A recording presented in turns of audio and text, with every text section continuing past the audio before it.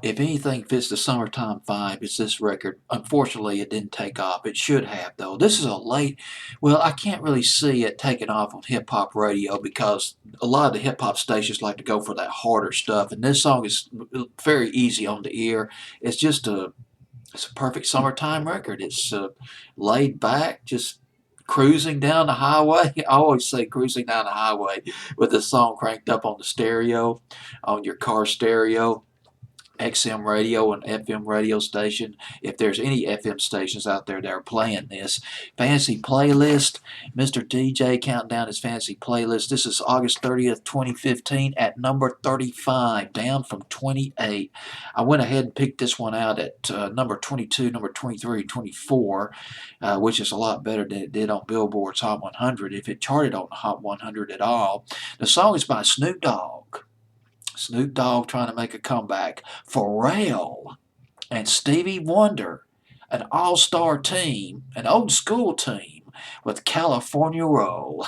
Yeah, this thing is just pimped and decked out in futuristic Los Angeles, produced by Pharrell. He also sings a little bit on this record.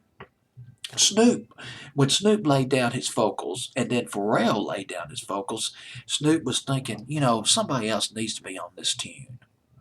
Somebody else needs to be on this record. Stevie Wonder. He needs to be on this one, on this record. And Pharrell was like, well, can you get Stevie Wonder? Snoop, yeah, sure. I'm going to go ahead and call him right now. He got his cell phone, he called Stevie Wonder, and guess what? Stevie Wonder showed up at the recording studio a couple hours later, ready to go, providing his trademark harmonica. And the woman in this video, oh my goodness, I did not even write down her name. Hang on, bear with me. Let me get her name real quick. How unprofessional of me. Nia Long. Nia Long, an American actress, plays the leading lady in this video. She was in Kanye West's video, Touch the Sky. Remember that? Touch the Sky, which came out almost 10 years ago, back in 2006. Let's talk about Stevie Wonder for a minute. It has been years since he's had a hit record. Well, you hit your peak when you're in your 20s and 30s as far as your hit making capabilities concerned.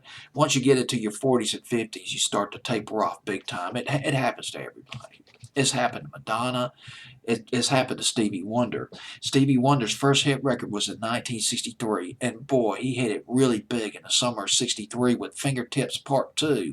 Number one, topped the Billboard Hot 100 charts and the R&B charts between 1963 through 1987. Stevie Wonder had 45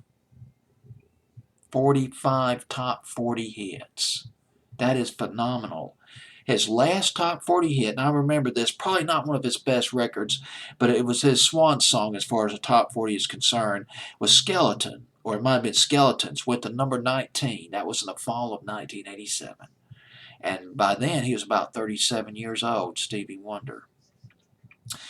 I'll be dang. He had a prolific career. He's a legend, Stevie Wonder.